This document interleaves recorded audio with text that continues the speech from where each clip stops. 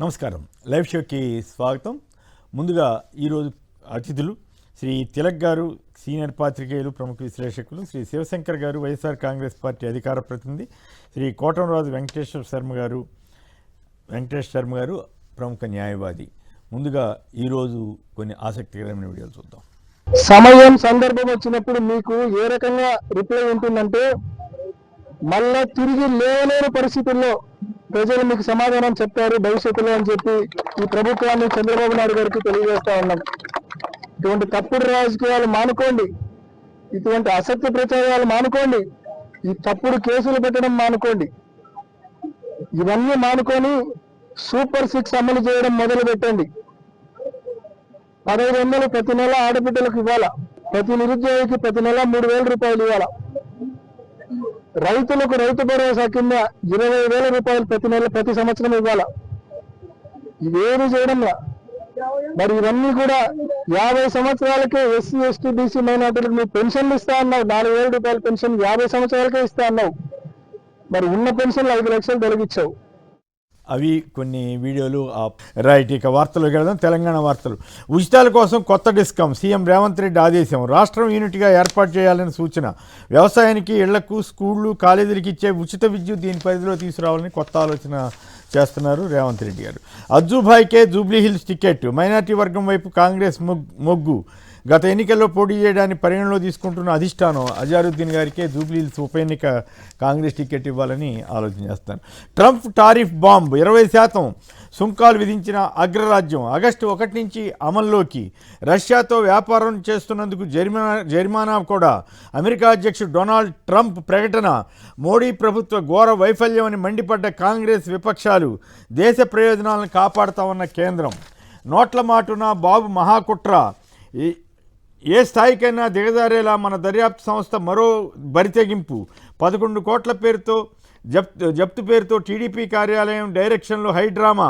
మద్యం కేసులో న్యాయస్థానాన్ని తప్పుదారి పట్టించే కుతంత్రం. ఆ డబ్బు నాది కాదన్న రాజ్ కసిరెడ్డి కోర్టులో అఫిడవిట్ దాఖలు. సిట్ కథలకు ఎల్లో మీడియా మసాలా. వండి వారుస్తున్న ఎల్లో మీడియా అన్న పేరు నాని. మరి చంద్రబాబు గారికి అప్పుడు PS 2,000 కోట్ల అక్రమాల వ్యవహారం, ఇన్కమ్ ట్యాక్స్ ఇచ్చిన నోటీసులు, వీటన్నింటినీ ప్రస్తావించిన పేరు నాని. చంద్రబాబు, లోకేష్లు ఎప్పుడైనా 3 కారులోనే నెల్లూరు ఇతర ఆయా చోట్ల పర్యటనలు చేశారా? ఇప్పుడు నెల్లూరు పర్యటనకి ఎందుకు జగన్ గారికి సంబంధించి ఆంక్షలు పెడుతున్నారు అని ప్రశ్నించిన పేరు నాని. అడుగడుగునా బ్యారికేడ్లు, చెక్పోస్టులు. నేడు వైఎస్ జగన్ నెల్లూరు పర్యటన. కూటమి సర్కార్ భారీ ఆంక్షలు. సీసీ కెమెరాలు, డ్రోన్లతో నిఘా. సెంట్రల్ జైలు చుట్టూ ముళ్ళకంచె. వైసీపీ శ్రేణులు కట్టడి చేసే పనిలో పోలీసుల నిమగ్నం. జన సమీకరణ చేసినా, ర్యాలీ నిర్వహించినా చర్యలు తప్పవని నోటీసులు. ప్రభుత్వానికి ఎందుకింత భయం అని ఆశ్చర్యం వ్యక్తం చేస్తున్న ప్రజలు. నిజంగానే ఆశ్చర్యం వేస్తుంది. ఏమిటి ఎంత భయపడిపోతుంది ఈ ప్రభుత్వం? ఈ నెల్లూరు ఆయన వెళ్తుంటే అసలు ఇది ప్రజాస్వామ్యమా లేకపోతే నియంతృత్వమా అర్థం కాకుండానే ఉంది. నిన్న ఫిర్యాదు, కేసు, ఆ వెంటనే అరెస్టా. తురకా కిషోర్ విషయంలో పోలీసుల తీరుపై హైకోర్టు విస్మయం. అసలు కిషోర్పై ఎన్ని కేసులు నమోదయ్యో వివరాలు ఇవ్వాలని పల్నాడు ఎస్పీకి హైకోర్టు ఆదేశం. పోలీసులు అమానుషం. బెయిల్ పై విడుదలైన వెంటనే మళ్లీ తీసుకెళ్లిన పోలీసులు. మాచర్ల మున్సిపల్ మాజీ చైర్మన్ కిషోర్ బయటకు రాగానే అదుపులోకి తీసుకుని తరలింపు. కుటుంబ సభ్యులను నెట్టివేసిన వైనం. TCSకి 99 పైసలకే భూ కేటాయింపుపై వివరణ ఇవ్వండి. రాష్ట్ర ప్రభుత్వాన్ని ఆదేశించిన హైకోర్టు. లులు గ్రూపునకు భూ కేటాయింపులపై విచారణ జరుపుతాం. విజయవాడలో కేటాయింపుల జీవోను కూడా సవాల్ చేయండి. విశాఖలో భూ కేటాయింపులపై జీవో రద్దు చేయాలన్న పిటిషనర్కు హైకోర్టు ఆదేశం. అనేక దేశాల్లో బిచానా ఎత్తివేసిన లులు. మలేసియా నుంచి జూన్లోనే బిచానా ఎత్తివేసింది. ఇండోనేషియాలో పెట్టేబేడ సర్దుకుంటున్న వైనం. కొచ్చిన్లో తొలి షాపింగ్ మాల్ ఏర్పాటు ఇప్పటికీ నష్టాల్లోనే. ఇలాంటి సంస్థ చేతికి 1,000 కోట్ల విలువైన సంస్థలు కట్టబెట్టిన ఏపీ కూటమి ప్రభుత్వం. ఇక ఎల్లో మీడియా అనండి, మురికి వార్తలు రాసే మీడియా అనండి, ఈ బాక్స్ బద్దలు. ఇక కోటి కొబ్బరికాయ దొరికినట్టు తెగ రాసేశారు. లిక్కర్ స్కామ్, 11 కోట్ల సొమ్ము సీజ్ అంటూ. అపార వనరులు ఉన్నాయి, పెట్టుబడులతో ఏపీకి రండి అని చంద్రబాబు గారు పిలిపించారు. అలాగే ఇదంతా మద్యం ముడుపులు సొమ్మేనని వీళ్ళు తేల్చేశారు. మరి ఎంతవరకు ఏం జరుగుతుందో వాటిని కసిరెడ్డి వారేమో అసలు మా సంబంధం లేదు పొమ్మన్నారు. ప్రతిష్టాత్మక భూములు కేటాయిస్తే తప్పేంటి, ప్రోత్సాహకాలు ఇవ్వకపోతే రాష్ట్రానికి పెట్టుబడులు ఎలా వస్తాయని హైకోర్టు ప్రశ్నించిందంట. మరి గతంలో జగన్ గారికి భూములు ఇస్తున్నప్పుడు, పెద్ద పెద్ద పరిశ్రమలకు ఇస్తున్నప్పుడు ఈ పత్రికలే కదా మురికి వార్తలు రాసినాయి ఆ రోజుల్లో. ఏపీ ప్రణాళికల్లో భాగస్వాములు కండి. సింగపూర్లో వివిధ సంస్థల ప్రతినిధులతో సీఎం చంద్రబాబు చర్చలు. ఈ భారతదేశంలో అంతటి మేధావులే లేనున్నట్లుగా మొత్తం అంతా సింగపూర్ మీద ఆధారపడుతున్నట్లుగా వ్యవహారం నడుస్తూ ఉంది. ఇక చర్చలోకి వెళదాం. ముందుగా ట్రంప్ టెంపర్తనంతో ఇండియాకి చిక్కులు తెస్తాయా, దీనిపై మనతో మాట్లాడడానికి గీతానాథ్ గారు ప్రముఖ బిజినెస్ అనలిస్ట్ ఉన్నారు. వ్యాపార వ్యవహారాలకు సంబంధించి జరుగుతున్నటువంటి పరిణామాల మీద మాట్లాడతారు. గీతానాథ్ గారు నమస్కారం. ఏమిటి ట్రంప్ టెంపర్తనం ఎటువైపుకి దారితీస్తుంది? నమస్తే సార్. నమస్కారం. ఈ ట్రంప్ టారిఫ్ విషయానికి వస్తే ఈ కేవలం బెదిరింపు చర్య, భారత్ మీద ఒత్తిడి తీసుకొచ్చేటువంటి చర్యగా దీన్ని ప్రస్తుతానికి పరిగణించారు. ఎందుకంటే ఆగస్టు 25న మరోసారి అమెరికా నుంచి వాణిజ్య ఒప్పందానికి సంబంధించినటువంటి చర్చల కోసం బృందం వస్తున్నటువంటి నేపథ్యంలో ఇది నెగోషియేషన్ టాక్టిక్స్, అంటే భారత్ ని ఒత్తిడిలోకి నెట్టి తనకు అనుకూలంగా అగ్రిమెంట్ చేసుకోవడానికి భారత్ తో ఒత్తిడి పెంచే వ్యూహం కింద తీసుకోవాలి. ఇదే వ్యూహాన్ని ఇంతకు ముందు ఐరోపా దేశాల మీద కూడా ఆయన ప్రయోగించారు, సక్సెస్ఫుల్ గా అక్కడ సక్సెస్ అయ్యారు. సో అదే ఒత్తిడి భారత్ మీద కూడా కొనసాగించడం కోసం 20% టారిఫ్ ఏదైతే ఉందో దానికి ఇచ్చిన గడువు అయిపోగానే ఆగస్టు 1 నుంచి అమల్లోకి వస్తుందని చెప్పారు. మరి ఆగస్టు ఆఖరికి వస్తుంటే మరి ఆగస్టు 1 నుంచి ఇంప్లిమెంట్ చేస్తే అది నష్టం కదా భారత్కి. మనకి ఏ రంగాల్లో ఎక్కువ నష్టం జరిగే అవకాశం ఉంటుంది సార్? అయితే ఇందులో కొన్ని తెలివిగా చేసినవి కొన్ని రంగాల మీదేమో సానుకూల వాతావరణం ఉంటుంది. ఉదాహరణకు ఫార్మాస్యూటికల్స్ చూస్తే ఆ దేశంలో 45% జనరిక్ మెడిసిన్స్ భారత్ నుంచే ఇంపోర్ట్ చేసుకుంటూ ఉన్నటువంటి పరిస్థితి అమెరికాకు ఉంది. ఈ రోజు వాటిని ప్రస్తుతానికి ట్యాక్స్ నుంచి ఇంక్లూడ్ చేశారు. అట్లా దానివల్ల ఏంటంటే దాని మీద పెద్ద ఇంపాక్ట్ ఉండదు. కాకపోతే ఈ లాజిస్టిక్స్ అంటే ట్రాన్స్పోర్టేషన్ కాస్ట్ ఇవి పెరగడం కొంత ఇంపాక్ట్ చూపించేటువంటి అవకాశం ఉంటుంది. ఎక్కువగా కూడా టార్గెట్ టారిఫ్ అయినటివి ఆటోమొబైల్ కాంపోనెంట్స్ కింద చెప్పాలి. ఆటోమొబైల్ రంగానికి సంబంధించినటువంటి 29.1% ఆల్మోస్ట్ మనం ఎక్స్పోర్ట్ చేస్తూ ఉన్నాం. 2.2 బిలియన్లు వర్త్ ఉంది 2024 సంవత్సరానికి చూస్తే. ఆ సెక్టర్ లో కొంతవరకు కూడా ఇబ్బందులు ఉండేటువంటి అవకాశం ఉంటుంది. ఎలక్ట్రానిక్స్ అండ్ సోలార్ ఎక్విప్మెంట్ దాదాపు 97% మనకి ఎక్స్పోర్ట్స్ అక్కడికి ఉన్నాయి. ఫోటో వాలటిక్ ఎక్స్పోర్ట్స్ అంటారు అవి. తర్వాత జెమ్స్, మెరైన్ ప్రొడక్ట్స్ వీటి మీద కొంత ఇంపాక్ట్ ఉంటుంది. అలాగే టెక్స్టైల్ విషయానికి వస్తే మాత్రం కొంత మిక్స్డ్ ఉండేటువంటి అవకాశం ఉంటుంది. ఎందుకంటే చైనా, వియత్నాం మీద మనకన్నా ఎక్కువ ట్యాక్స్లు వేసే పని అయితే అక్కడ కస్టమర్స్ కొంతవరకు ఇండియా ప్రొడక్ట్స్ మీద మొగ్గు చూపేటువంటి అవకాశం ఉంటుంది. ప్రస్తుతానికి ఎక్కువగా కూడా డిసప్పాయింట్ అయ్యేటువంటి సెక్టర్స్ కింద ఇవి చెప్పుకోవాలి. ఇక ఐటీ, సేవల రంగం అలాగే ఫార్మాస్యూటికల్స్ వీటి మీద కొంత తక్కువ ఎఫెక్ట్ ఉంటుంది. దాని మీద కూడా మళ్ళీ నిర్ణయం తీసుకుంటే మనం చెప్పలేం. ఇందులో కీలకంగా తెలియదు ఏంటంటే ఇప్పుడు దాకా విధిస్తున్నటువంటి 10%కి 20% అధికంగా వేస్తారా లేదా టోటల్ గా 25% అనేది మాత్రం మనకి పూర్తి క్లారిటీ లేదు. అది వచ్చిన తర్వాత దీని ఇంపాక్ట్ ఇంకెంత ఉంటుంది అని మళ్ళీ విశ్లేషించవచ్చు. అయితే అతను ఒక రోజు ముందుకు వెళ్తాడు, పక్క రోజు కూడా వెనక్కి వచ్చేటువంటి అవకాశం కూడా ఉంటుంది. ఇందులో కేవలం ఈ రష్యాతో మనం ఏదో ఆయిల్ ఇంపోర్ట్ చేసుకుంటున్నాము అని కక్ష సాధింపు చర్యగా కూడా జరిమానా విధించలేదు. ప్రపంచంలో ఎంతవరకు ఏ దేశం మీద కూడా అమెరికా జరిమానా విధించలేదు. ఈ ట్రంప్ వచ్చిన తర్వాత వేస్తే ఇండియా మీద మొదట ఉండేటువంటి అవకాశం ఉంటుంది. దీంతో పాటు పక్కన పాకిస్తాన్ గెలుపుతున్నాడు. అవును. అంటే ఇప్పుడు జరిమానా వేస్తే జరిమానా అంటే అదే వాళ్ళ ఇష్టమేనా? వాళ్ళకేం సంబంధం? జరిమానా వేయటం అంటే ఎంత అమౌంట్ వేస్తాడు ఏం కదా అసలు? అదేంటి ఒక దేశం మీద ఇంకో దేశం జరిమానాలు ఎట్లా వేస్తుంది? ఇది ప్రపంచంలో ఎక్కడైనా జరుగుతుంది ఇట్లా? అట్లా ఫైన్ కట్టమనేది కాదు, దానికి కూడా పర్సంటేజ్ ఫిక్స్ చేసి ఆ ప్రొడక్ట్స్ మీద ట్యాక్స్ పెంచుతాడు అంతే. అదైనా కూడా అప్రతిష్టే కదా, అది వాళ్ళు దారుణమే కదా. ఒక దేశానికి ఆయన ఎవరు వేరే దేశాలతో వ్యాపారం చేసుకోవద్దని చెప్పడానికి? అది అతనికి ఒక రకంగా చెప్పండి పిక్చర్ చేసి కూడా అయిపోయిందండి అక్కడ పరిస్థితి. ఇక రెండోది ఇంకొకటి ఉందండి. పాకిస్తాన్ ఇప్పుడు ఏం చేస్తున్నా అంటే నిన్న మనతో 25% టారిఫ్స్ హ్యాండిల్ ఇచ్చిన తర్వాత, అనౌన్స్ చేసిన తర్వాత పాకిస్తాన్ లో ఆయిల్ ని రిజర్వ్ పెంచడానికి అంటే వాళ్ళ దగ్గర ఆయిల్ నిల్వలు పెంచడానికి భారీ ఒప్పందం కుదుర్చుకున్నారు. దానిలో ఒక రెచ్చగొట్టే స్టేట్మెంట్ ఇచ్చాడు. ఒక రోజు పాకిస్తాన్ ఇండియాకి ఆయిల్ ఎక్స్పోర్ట్ చేసి అంతగా ఆ దేశంలో మేము నిల్వలు పెంచుతామని చెప్పి స్టేట్మెంట్ ఇచ్చాడు. ఇవన్నీ ఏంటంటే దౌత్యపరంగా మన మీద కొంత ఒత్తిడికి నెట్టి ఈ 20వ తారీఖు ఆయనకు సానుకూలంగా పూర్తిగా ఉండేటట్టుగా అగ్రిమెంట్ ని మార్చుకునే విధంగా చూస్తున్నాడు. దానికోసం ఒత్తిడి పెడుతున్నట్టుగానే మనకు అనిపిస్తాం. ఫైనల్ గా చెప్పండి, ఆగస్ట్ 1 అన్నారు కదా, రేపటి నుంచే మరి ఇంప్లిమెంట్ అయితే కొంత నష్టం మరి ఇంప్లిమెంట్ అవుతాయా లేదా టెంపరీగా మళ్ళీ ఆపే అవకాశం ఉంటుందా? అది అస్సలు అన్ప్రెడిక్టబుల్ బిహేవియర్ ఉన్నటువంటి వ్యక్తి రాత్రి మళ్ళీ మార్చొచ్చు. అయితే ఇందులో కీలకమైన ఏంటంటే ఒకవేళ ఆగస్టు 1 నుంచి కనుక వచ్చినట్లయితే ఇందాక మనం చెప్పుకున్న రంగాల్లో మాత్రం కొంత ఒత్తిడి ఉంటుంది. అది తాత్కాలికమైన ఒత్తిడి కింద తీసుకోవాలి. ఇప్పుడు ఇదే సుంకాలు మిగతా దేశాల మీద విధించారు అనుకోండి, అప్పుడు వాళ్ళకి ఎలాగో ఆప్షన్ లేదు కాబట్టి మనకు పెద్ద నష్టమే ఉండకపోవచ్చు. అంటే ఇప్పుడు మనం కూడా అట్లాగే దానికి రిటాలియేషన్గా వేస్తూ ఉంటాం కదా, దానివల్ల మనకి వాళ్ళకేమైనా ఇబ్బంది ఏమి ఉండదా? అమెరికా పెద్ద దేశం, ఏమంటాము, ప్రపంచ దేశం కాబట్టి మనం యాక్చువల్ వాళ్ళ మీద ఎక్స్పోర్ట్స్ ఎక్కువ ఉన్నాయండి. వాళ్ళ దగ్గర నుంచి మనం ఇంపోర్ట్ చేసుకునే వస్తువుల కంటే మనం ఎక్స్పోర్ట్ చేసే వస్తువులు ఎక్కువ ఉన్నాయి. మనకు రూపాయి నష్టమైతే వాళ్ళకి ఒకవేళ జరిగిన పావులానే నష్టం అవుతుంది.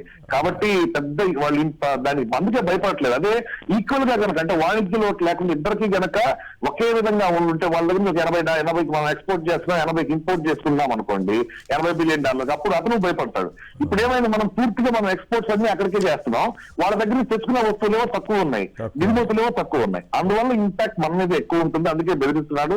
అయితే మోడీకి ఆయనకి ఉన్న స్నేహ వాతావరణం ఏదైతే ఉందో, స్నేహం ఏదైతే ఉందో దాని ఇంపాక్ట్ ఎలా ఉంది, వ్యాపారమే తమ్ముడే అంటారు కదా, అలా ఉంది ఆ రిలేషన్షిప్ కూడా. అది బాగా ఎక్స్పోజ్ అయిందని చెప్పొచ్చు. రైట్ అండి, థ్యాంక్ యూ వెరీ మచ్. ఇక మరో అంశంలోకి వెళదాం. మద్యం కేసులో సిట్ 11 కోట్ల అన్నదా బూమ్రాంగ్ అయిందా? అసలు ఈ గొడవంతా ఏంది? ఈ సిట్టు వ్యవహారం ఏంది? 11 కోట్లు ఏంటి? ఆ రాజకేశ్వర రెడ్డి నాకు సంబంధం లేదు, మీరెట్లా నా బెయిల్ అడ్డుకోవడానికి ఇదంతా కుట్ర చేస్తున్నారని చెప్పడం ఏంటి? ఇదంతా అసలు మద్యం డబ్బేని ఎట్లా కన్ఫర్మ్ చేస్తారు? ఇన్నేళ్ల తర్వాత అక్కడ ఎందుకు డబ్బులు ఉన్నాయి? ఆయన ఎందుకు మరి విజయానంద రెడ్డి ఆయన ఎవరో అసలు పరారీలో ఉన్నాడని అంటున్నారు, లేదా ఆయన్ని మేనేజ్ చేసి ఈ రకంగా ఎందుకు చేస్తున్నారు? ఇదంతా అసలు ఎందుకు ఇంత గందరగోళం చేస్తున్నారు? తిలక్ గారు, మీకేమనిపించింది ఈ మొత్తం ఎపిసోడ్ మీరు ఫాలో అయ్యి ఉంటే? దానిపైన మీ విశ్లేషణ ఏమిటి? నమస్కారం కేసరి గారు, ప్యానల్లో ఉన్న పెద్దలకు నమస్కారం. సార్, సాధారణంగా డాక్యుమెంటరీ ఎవిడెన్స్ తో ఇలాంటి నిధులు పట్టివేత అనేది ఉంటుంది. ఇప్పుడు చంద్రబాబు నాయుడు గారు ముద్దాయిగా ఉన్నటువంటి మద్యం కేసులో, లేదా స్కిల్ కేసు గారు మద్యం కేసులో కాలు తప్పట్టింది, సంవత్సరానికి 1,300 కోట్ల రూపాయల ప్రభుత్వానికి నష్టం వచ్చిందని చెప్పేసి. కాగ్లో అయితే, ఇది స్కిల్ కేసులో అయితే నేరుగా చంద్రకాంత్ షా అనే ఒక షెల్ కంపెనీ ప్రతినిధి కోర్టులో అఫిడవిట్ ఫైల్ చేశాడు. నా కంపెనీ ద్వారా బోగస్ ఇన్వాయిస్లు ఇచ్చినందుకు 65 కోట్లు నాకు అకౌంట్లో వేశారండి. అలాంటి ఆధారాలు ఉండాలి తప్ప ఇప్పుడు ఆ డబ్బు నాకున్న అనుమానం గాని, నేను ఒక మాట చెప్తాను, అనుమానం గాను వేదన గాను, అసలు ఆ డబ్బు చంద్రబాబు నాయుడు గారిదేమో చూపించడానికి పెట్టారేమో. అట్లంటే జాగ్రత్త, మళ్ళీ మీ మీద కేసు పెడతారు, లేనిపోయిన గొడవ నాది కాదు అంటారు. మనం అటువంటి వాటిలో జాగ్రత్తగా ఉంటే బెటర్ ఏమో. మరి అది కరెక్టా కాకుండా మనం ఆధారాలు లేకుండా చెప్తే మళ్ళీ అది గొడవ అవుతుంది. జాగ్రత్త. తెలుగుదేశం వాళ్ళు మాట్లాడుతున్న దాంట్లో 1% కూడా కరెక్టే, వాళ్ళ చేతిలో ఆయుధం ఉంది కదా, అధికారం అనే ఆయుధం ఉంది. ఏదో ఇందాక మన ట్రంప్ చెక్ లెక్కన తయారైంది కదా ఆంధ్రప్రదేశ్లో పరిస్థితి కూడా. ఎప్పుడు ఏం చెప్తారు, ఎప్పుడు ఏం చేస్తారు, వాళ్ళు ఏమి అరాచకంగా మాట్లాడినా వాళ్ళ అవతలకి వెళ్ళే పరిస్థితి లేదు కదా. కాదు సార్, మనం నార్త్ కొరియా అన్నామా, ఆంధ్రప్రదేశ్ లో అనుమానం వస్తుంది. నెల్లూరు జిల్లాలో నోటీసులు చూస్తుంటే అవును, ఇష్టం వచ్చినట్టుగా నోటీసులు ఇస్తున్నారు. అసలు జనం రాకూడదు. దాని మీద మళ్ళీ వెళ్దాంలేండి, దీనికి పరిమితం అవ్వండి ప్రస్తుతం. చంద్రబాబు నాయుడు గారు తెలివితేటలు బ్రిటిష్ వాళ్ళు ఉంటే స్వాతంత్రం వచ్చేది కాదు. అంత అడ్డగోలుగా చేస్తున్నారు. కోర్టులు ఇంత తిడుతున్నా కానీ మళ్ళీ నిన్న తురకా రమేష్ని తీసుకెళ్లి అరెస్ట్ చేయడం, బలవంతంగా లాక్కేయడం అంటే అది చంద్రబాబు నాయుడు గారు బెయిల్ తెచ్చుకున్నారు. సరే, ఆ బెయిల్కి ఆయన తెచ్చుకున్న సర్టిఫికేట్ ప్రైవేట్ డాక్టర్ దగ్గర, గ్యాస్ట్రోఎంట్రాలజిస్ట్ దగ్గర హార్ట్కి సంబంధించిన సర్టిఫికేట్ తెచ్చుకుంటారు. అలాంటి బోగస్ సర్టిఫికేట్ తెచ్చుకున్నప్పటికి కూడా ఆ రోజు ప్రభుత్వం బెయిల్ క్యాన్సిలేషన్ సుప్రీంకోర్టుకి వెళ్ళాలి. వెళ్ళినట్లుంది కదా, వెళ్ళినట్లున్నట్లే. ఆ తర్వాత కేసు అసలు 17A కింద గొడవ అంతా కథ వేరే నడిచిపోయింది. సుప్రీంకోర్టు కూడా ఇంతవరకు చెప్పలేదు ఆ విషయం మీకు తర్వాత. అది 17A. అవును, ఆయన ఈ విషయంలో అంటే మేజర్గా నిన్న పేరు నాని గారు రెఫర్ చేసిన అంశాలు ఏంటంటే, apart from this liquor case, Chandrababu గారికి సంబంధించి ఆయన పిఎస్ ఇంట్లో 2,000 కోట్లకు సంబంధించిన అక్రమాలు దొరికాయని కేంద్రం చెప్పింది. అలాగే ఇన్కమ్ ట్యాక్స్ నోటీస్ ఇచ్చింది స్పష్టంగా, పలానా రకంగా డబ్బులు అక్రమంగా జరిగాయని చెప్పి లావాదేవీలు. వాటి మీద ఇంతవరకు కేంద్రం ఎందుకు చర్య తీసుకోలేకపోయింది? నిన్న మొన్న మళ్ళీ మధ్య కూడా టీఎంసీ ఆయన కూడా చంద్రబాబు గారి కేసును రిఫర్ చేసినట్టున్నాడు. సో వాటన్నిటి మీద ఆన్సర్ ఇవ్వకుండా మీరు అన్నట్టు నెల్లూరు కరెక్ట్గా నెల్లూరుని టూర్ రోజునే ఈ లీక్ ఇచ్చి ఇదంతా అడావుడి చేయటం కూడా డైవర్షన్ పాలిటిక్సా కాదా? అసలు ఓవరాల్గా ఈ 11 కోట్ల వ్యవహారం చుట్టూ ఏం జరిగిందని మీరు అనుకుంటున్నారు? ఒకటి సార్, స్కిల్ కేసులో శ్రీనివాస్ గారి డబ్బు ఇన్కమ్ ట్యాక్స్ స్టేట్మెంట్ అలా పక్కన పెడితే డైరెక్ట్ ఎన్ఫోర్స్మెంట్ డైరెక్టరేట్ హైకోర్టులో పిటిషన్ ఫైల్ చేసింది. స్కిల్ కేసులో ఆధారాలు ఉన్నాయి. సింగపూర్ వెళ్ళి వివిధ బ్యాంకుల ద్వారా, షెల్ కంపెనీల ద్వారా సింగపూర్ నుంచి మళ్ళీ చంద్రబాబు నాయుడు గారి ఇంటికి వచ్చినాయని ఎన్ఫోర్స్మెంట్ డైరెక్టరేట్ ఫైల్ చేసింది అఫిడవిట్. ఆ విషయంలో ఎందుకు మరి ఎన్ఫోర్స్మెంట్ డైరెక్టరేట్ ముందుకు వెళ్ళలేదు? చంద్రబాబు నాయుడు గారు దాని విషయంలో ఇప్పుడు ఆయన ముఖ్యమంత్రి, ఆయనే జడ్జి, ఆయనే ముద్దాయి. ఆ కేసులన్నీ తొక్కి పెడతాడు ఆయన. ఎంక్వైరీ అనేది సక్రమంగా సాగాలంటే ఇప్పుడు ఒకటి సార్, దానికి 102 కేసులో డబ్బు దొరికింది అన్నారు. ఏ బ్యాంకులో దొరికిందో కూడా ఎంక్వైరీ జరుగుతూ ఉండగా దాన్ని ఆపేశారు. అలా కాకుండా ఇట్లా ఎవరింట్లోనో దొరికిందని చెప్పడం అంటే చాలా ఈజీ. అది మీ ఇంట్లో డబ్బు పెట్టేసి, కొమ్మినేని గారి ఇంట్లో డబ్బు పెట్టేసి ఇది జగన్ గారు పంపించాడంటే చెప్పొచ్చు. దానికి ఆధారం ఎట్లా ఉంటుంది? అది ఎన్నాళ్ళ తర్వాత 2019 తర్వాత ఇప్పుడు దాకా అక్కడ పెట్టారు, నిల్వ ఉంచారట. పైగా అట్టపెట్టెల్లో A4 పేపర్, వైట్ పేపర్లో A4 సైజ్ పేపర్లు ఉంచేడు అట్టపెట్టెల్లో ఉంచారట క్యాష్. ఎవడ నవ్వుతాడని కూడా లేదు.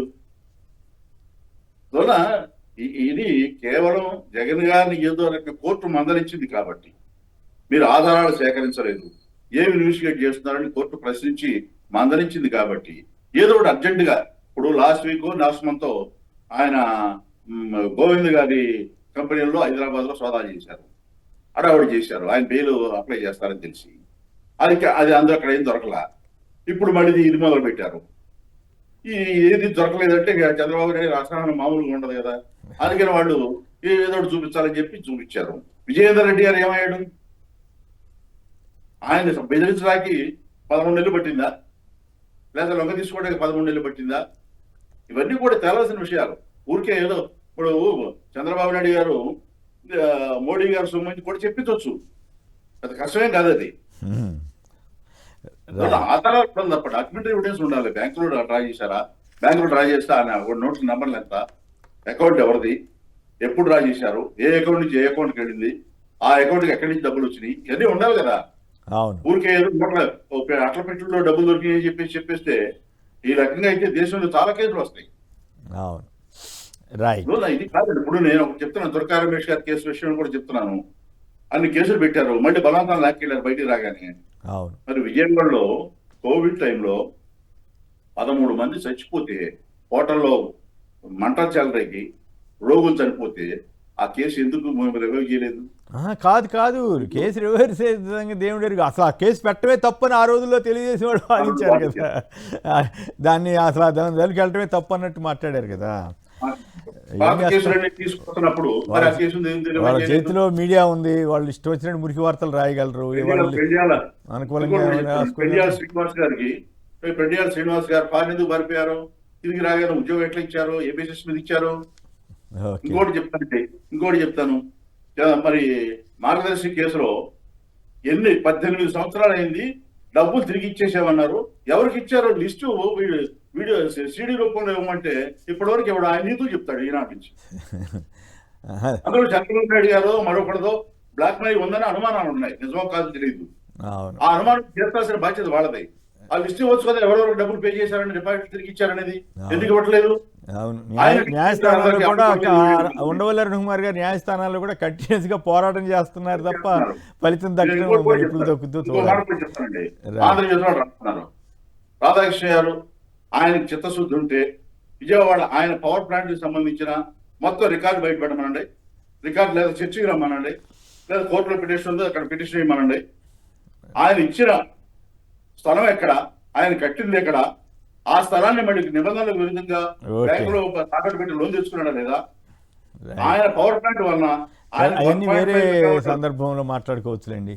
రైట్, వాళ్ళు రాస్తున్నారు వాళ్ళ తప్పులు మాత్రం కప్పుకోవడానికి ప్రయత్నం చేస్తే ఎట్లా? అంటే జనంలోకి ఇవే వెళ్ళాలనేది వాళ్ళ లక్ష్యం కదా, అందుకోసం వాళ్ళు ఈనాడు వాళ్ళు వార్తలు రాస్తారు 2,000 ఎకరాలు ఆక్రమించి ఫిల్మ్ సిటీ కట్టేశారు. దాని మీద ఎంతమంది ఆందోళన చేసినా పట్టించుకోరు. మూడో వాళ్ళందరూ భూ ఆక్రమణ అంటే చేశారు. మరి వాళ్ళకి అంత ఆ స్థాయిలో ఇన్ఫ్లుయెన్స్ ఉందని అర్థం. దానికి ఇన్ఫ్లుయెన్స్ ఉన్న వాళ్ళ పని నడిచిపోద్ది ఇప్పుడు, దానికి ఏముంది. రైట్, శర్మ గారు చెప్పండి, అసలు ఈ కేసు పూర్వపరాలు ఏంటి, దీనికి సంబంధించి ఈ 11 కోట్ల వ్యవహారం. ఇప్పుడు ఆయన రాజ్ కసిరెడ్డి గారు అఫిడవిట్ వేశారు మళ్ళీ, ఇప్పుడు ఏమవుతుంది అసలు, దాన్ని ఎట్లా చూస్తుంది న్యాయ వ్యవస్థ నుండి, లీగల్ టర్మినాలజీలో ఈ కేసు ఎటువైపు వెళ్తుంది? ఇందులో A40 అనే ఒక అతను ఈ డబ్బుల గురించి సమాచారం చేశారు, దాన్ని బట్టి మేము రికవరీ చేశామని చెప్తున్నారు. చట్టపరంగా కో అక్యూజ్డ్ ఏదైతే ఇస్తాడో దానికి లీస్ట్ వాల్యూ ఉంటుందండి. ఎందుకంటే చట్టపరంగా హలో వినపడుతుంది, మాట్లాడండి వినపడుతుందండి, కంటిన్యూ ప్లీజ్. చట్టపరంగా లీస్ట్ వాల్యూ ఉంటుంది ఆయన సాక్ష్యానికి. దానికి సంబంధించి వీళ్ళు ఆ డబ్బులు రికవర్ చేశారు అని చెప్తున్నారు. ఆ డబ్బులు ఎవరన్నా ప్లాన్ చేసి ఉండొచ్చు అనే వాదానికి కోర్టులు బలాన్ని ఇస్తాయే తప్ప ఆ డబ్బులు రాజకేశ్ రెడ్డివే అని చెప్పడానికి ఎక్కువ వాదాన్ని ఏ కోర్టు నమ్మదండి. చేయడంలో రాజకేశ్ రెడ్డి గారు ఆ డబ్బులు నావు కాదని చెప్పి కూడా వేశారు, చెందారు. అనేక వ్యాపారులు ఆ సమస్యలకు సంబంధించిన దాంట్లో దొరికితే చేస్తే మరి వాళ్ళందరూ వాళ్ళు ఇన్నాళ్ళుగా ఈయన జైల్లో ఉన్నారు, చేశారు, పోలీసులు కనుక్కోవచ్చు, వాళ్ళందరూ వాళ్ళు కూడా ఆయన డబ్బు ఇక్కడ ఉందండి అని చెప్పలేదు.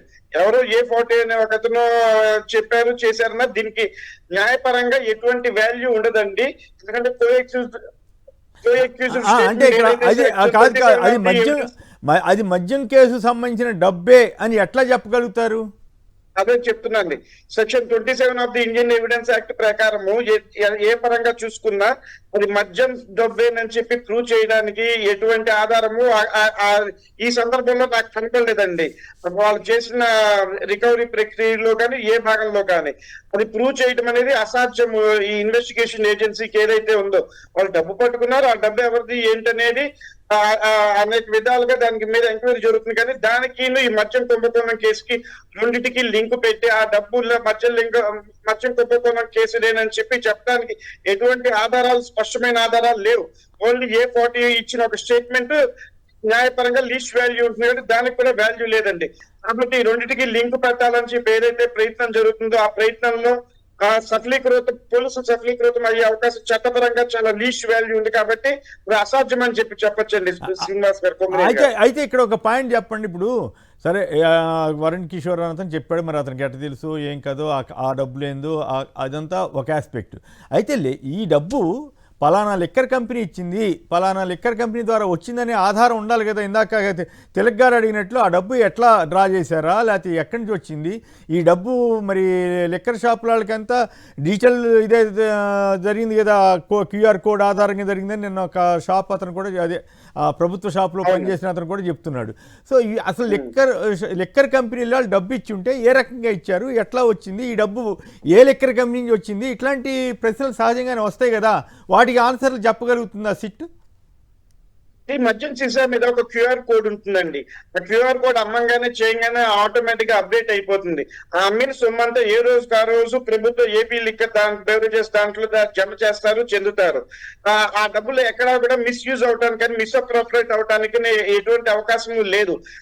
మీరు అన్నట్టుగా source of the generation of the 11 crores అండి. అంటే ఇక్కడ దొరికినాయి ఎవరి దగ్గర నుంచి వచ్చినాయి అనేది నిరూపించగలిగితేనే, అంటే ఏ లిక్కర్ సంస్థ ఇచ్చింది, ఎవరు మీద వీళ్ళు అభాండం వేయబోతున్నారు, అభాండానికి స్పష్టమైన ఆధారాలు దొరుకుతాయా, ఆ డబ్బు వాళ్లే అక్కడి నుంచి ఇక్కడ ఏ విధంగా వచ్చినాయి, అసలు ఆ 11 కోట్లు తీయటానికి వైట్ అమౌంట్ లో నుంచి బ్లాక్ అమౌంట్ లోకి ఎట్లా మారింది, ఇవన్నీ కూడా స్పష్టమైన ఆధారాలు ఎక్కడ లేవు. వీటన్నిటికీ సమాధానాలు సృష్టించడానికి ఇప్పుడు ప్రయత్నాలు జరుగుతున్నాయి అని చెప్పి భావించాలి. వీళ్ళు దొరికినాయి అంటున్నారే తప్ప ఎవరి దగ్గర, మీరు అన్నట్టుగా ఎవరి దగ్గర నుంచి ఇక్కడికి వచ్చిన, ఏ లిక్కర్ సంస్థ ఇచ్చింది, ఏ బెవరేజెస్ వాళ్ళు ఇచ్చారు అనేది ఎక్కడ కూడా స్పష్టంగా లేదండి. అది చూపించలేనప్పుడు ఈ డబ్బుకి ఆ మద్యం కుంభకోణానికి లింక్ పెట్టడం అనేది అసాధ్యంగా జరుగుతుంది. వాళ్ళు ఇప్పటికి కూడా ఎక్కడా కూడా ఏ రోజు ఎవరు ఎట్లా డబ్బులు ఇచ్చారు అని చెప్పట్లయినా 3,000 కోట్లలో 11 కోట్లు అని చెప్పి అంటున్నారు. 11 కోట్లకి 3,000 కోట్లలో మనం చూసిన 1% కూడా 0.1% కూడా లేదండి. చాలా తక్కువ ఉన్న సందర్భంలో దానికి దీనికి లింక్ పెట్టడం అసాధ్యము. Right. ఏదైతే వాళ్ళు పెట్టింది కూడా నమ్మశక్యంగా లేదండి చట్టపరంగా. దాని తోడు 11 అనే ఫిగర్ వచ్చి పెట్టేసరికి కావాలని చేశారు ఇదంతా అనేది జనరల్గా వచ్చేసిన అభిప్రాయం. 11 సీట్లు ఉన్నాయి కాబట్టి 11 కోట్లు అని పేరు 11 ఎమ్మెల్యేలు ఉన్నారు కాబట్టి 11 అదే. కోట్లు అనేది ఏదో Right. ఒక అంకిని జనంలోకి పంపించడానికి చేయడానికి పెట్టారు. అది తిలక్ గారు అన్నట్టుగా ఎవరి డబ్బు ఏమన్నా ప్రభుత్వంలో ఎవరన్నా ఉన్న వాళ్ళ డబ్బు అక్కడికి ఏమన్నా వచ్చిందా అనేది కూడా ఇన్వెస్టిగేషన్ జరగాల్సిన అవసరం ఉంది. ఎవరు చేస్తారు? భలేవాళ్లే మీరు. ఆయన ఏదో అన్నాడని మీరు కూడా ఇన్వెస్టిగేషన్ చేయమంటే ఎవరు చేస్తారు సార్? శర్మ గారు మీరు కోర్టులో వేయండి, ఇది పలానా వాళ్ళు డబ్బు అయ్యింది వచ్చని. ఆయన ఆల్రెడీ అఫిడవిట్ చేశారు కాబట్టి రాజకేశ్ రెడ్డి గారు దాని మీద వాళ్ళు బయటకు వచ్చిన తర్వాత వేయొచ్చండి, చేయొచ్చు. రైట్. అది బయటికి రాణిస్తారా? ఎంతకాలం పడుతుంది ఇంకా? రైట్. ఓకే, శివశంకర్ గారు చెప్పండి, ఎట్లా ఈ డబ్బు చుట్టూ ఉన్న కథ ఏమిటి? ఆ టీడీపీ ఆఫీస్ నుంచి వచ్చిన డైరెక్షన్ ప్రకారమే జరిగిందని అంటున్నారు. నెల్లూరులో కరెక్ట్గా టూర్ ఉన్న రోజునే ఈ మొత్తం లీక్ అయినటువంటి వ్యవహారంకి దానికి దీనికి కూడా ఏమైనా లింక్ ఉండే అవకాశం ఉందా? మీ విశ్లేషణ చెప్పండి సార్. మీకు అదేవిధంగా ప్యానెల్లో పెద్దలకి అందరికీ నమస్తే. నమస్తే. ఇప్పుడు ఈ లిక్కర్ ఏదైతే స్కామ్ అని అంటున్నారు కదా, డే 1 నుంచి మనం చూస్తున్నాము ఎటువంటి ఆధారాలు లేకుండా కోర్టు ప్రతిసారి ఎవరినైతే ఈ అక్యూజ్డ్ తీసుకెళ్లడము కోర్టు ముందు ప్రొడ్యూస్ చేసినప్పుడు ఏముందయ్యా మెటీరియల్, ఎందుకు అరెస్ట్ చేస్తున్నావు, ఫ్యాక్ట్స్ ఏంటంటే ఏది కూడా లేక ఇక్కడ ఉన్నాయి సార్, ఎలా ఉన్నాయి అని చెప్పి తప్పించుకొని తిరుగుతా ఉన్నారు. కానీ ఇంతవరకు సిట్ ₹1 సంబంధించినటువంటి ఆధారాలు చూపించలేకపోయింది. దీంతో ఏమవుతుంది, ఒకరి మీద ఫస్ట్ ఏమన్నారు, అబ్బా వాసుదేవరెడ్డి కింగ్ పిన్ ఇతనే మొత్తం అంతా చేశారు. తర్వాత విజయసాయి రెడ్డి మొత్తం ఇతనే చేశారు. తర్వాత ఒక్కొక్కరిని ఎవరినైతే అరెస్ట్ చేస్తారో రాజకేశ్ రెడ్డి మొత్తం అంతా ఈయన చేశాడు, అది అయిపోయింది, మొత్తం ఇతనే కింగ్ పిన్. తర్వాత చాణక్య దొరకని, దిలీప్ దొరకని, తర్వాత చివరెడ్డి గారు దొరికారు, అబ్బా మొత్తం అంతా ఇతనే చేశాడు ఇతనే అంటారు. తర్వాత పాపం రిటైర్డ్ అధికారులను కూడాను ధనంజయ రెడ్డి గారిని వీళ్ళని చేయడము, లాస్ట్ ఇది కాదు సార్ అని చెప్పి కోర్టులో వాళ్ళు చెప్పేటువంటిది. మిథున్ రెడ్డి గారు అబ్బా ఇతనే సార్ మొత్తం చేసింది. అంటే వీళ్ళకి ఎటువంటి ఆధారాలు లేవు, కక్ష సాధింపు చేస్తున్నారు. జగన్మోహన్ రెడ్డి గారిని వాళ్ళు వైఎస్ఆర్ కాంగ్రెస్ పార్టీ ఇబ్బంది పెట్టడం చేస్తున్నారు ఒకటి. ఇక రెండవది, ఈ 11 కోట్ల వరకు వస్తే ఏదైతే అంటున్నారు కదా, వీళ్ళు చెప్పినటువంటి 2024 జూన్లో అంటే కూటమి ప్రభుత్వం ఏర్పడిన తర్వాత ఆ డబ్బులు అక్కడ పెట్టారంట. ఆ డబ్బులు ఎక్కడ పెట్టారట? తీగల విజయేందర్ రెడ్డి అనేటువంటిది. తీగల విజయేందర్ రెడ్డి ఎవరు? తెలుగుదేశం పార్టీలు అంటగాకొని దాదాపు తెలుగుదేశం మేయర్ గా చేసినటువంటి తీగల కృష్ణారెడ్డి గారి యొక్క బంధు. ఆయన బంధువేనా? కృష్ణారెడ్డి గారి బంధువేనా? కృష్ణారెడ్డి సంబంధించినటువంటి వాళ్ళది బంధు. ఓకే. ఇప్పుడు ఆ విజయేందర్ రెడ్డి గారికి సంబంధించినటువంటిది వ్యాపారాలు ఏమున్నాయని చూస్తే వర్ధమాన్ ఇంజనీరింగ్ కాలేజీలు ఉన్నాయి. Vardhaman engineering premium college, top 20లో ఉండేటువంటి కాలేజీ. సరాసరిగా మేనేజ్మెంట్ కోటాలో కావచ్చు, ఎన్ఆర్ఐ కోటాలో కావచ్చు 10 లక్షల వరకు క్యాష్ డిపాజిట్ అనేటువంటిది వాడు డొనేషన్ అనేటువంటి తీసుకున్నటువంటి కాలేజీ. అదే విధంగా హాస్పిటల్స్ ఉన్నాయి, డయాగ్నోస్టిక్ సెంటర్స్ ఉన్నాయి, సినిమా రంగంలో ఉన్నారు, రియలేటర్ లో ఉన్నారు. ఇటువంటి కోట్లాది రూపాయలు చేసేటువంటి బిజినెస్ లో ఉన్నటువంటి వాళ్ళు ఇప్పుడు ఇంజనీరింగ్ కాలేజీలో కూడాను 10 లక్షల డొనేషన్ తీసుకున్నా కూడా క్యాష్ రూపంలో తీసుకుంటేది. ఎంతమంది ఎన్ని సీట్లు ఉన్నాయి ఏంటి చూసుకుంటే కనుక ఎన్ని కోట్ల రూపాయలు వాళ్ళకి వస్తాయనేటువంటిది ఒక బిజినెస్ పరంగా కానీ నార్మల్. అంటే నేను పేరు ఇక్కడ ఒక చిన్న పాయింట్ చెబుతాను, మీరు దానికి యాడ్ చేసినాం అనమాట. నాకు తెలిసిన ఒక కార్పొరేట్ కాలేజీకి సంబంధించినటువంటి ఒక వ్యక్తి చెప్పాడు, ఈ అడ్మిషన్స్ అప్పుడంట లారీల్లో తరలిస్తారట కొన్ని కార్పొరేట్ కాలేజీలు ఆ క్యాష్ని, అంత డబ్బు వస్తుందట. మరి ఎప్పుడు అఫ్కోర్స్ ఐటీ వాళ్ళు రెడీ చేసి అప్పుడప్పుడు పట్టుకుంటారు, అది వేరే విషయం. కానీ లారీల్లో తరలించే అంత డబ్బు వచ్చినప్పుడు మరి ఎక్కడోసారి దాస్తుంటారు కదా. మరి ఈ కాలేజీ వాళ్ళు ఏం చేశారో, ఇప్పుడు మీరు చెబుతున్న వాళ్ళు ఏం చేశారో లేదో నాకు తెలియదు. కానీ బట్ ఆ విషయం జరుగుతుందని ఒక ఆయన నాతోటి చెప్పాడు. ఇది అక్షర సత్యం సార్. ఏ కాలేజీ కానీ ఏ కార్పొరేట్ స్కూల్స్ తీసుకున్నా కూడాను వాళ్ళకి ఎప్పుడు సార్ జరిగేది? మే జూన్లో అడ్మిషన్లు అనేటువంటి జరుగుతాయి. సింక్ చేయండి మీరు అన్నట్టు. మే జూన్లో అడ్మిషన్లు జరిగినప్పుడు ప్రతి ఒక్కరు డొనేషన్లు అనేటువంటిది కడతారు. తర్వాత సేమ్ ఇంజనీరింగ్ కాలేజీలో కూడా ఎప్పుడు వీళ్ళు చెప్పేది జూన్లో ఆడ పెట్టారంట. అంటే కూటమి ప్రభుత్వం వచ్చిన తర్వాత తీసుకుపోయి అక్కడ ఎవరైనా పెడతారా ఒకటి. ఇక రెండోది చూసుకున్నట్లయితే కీన్ గా అబ్జర్వ్ చేయండి సార్. ఈనాడు పత్రిక మే 23వ తారీఖు ఏం రాసింది?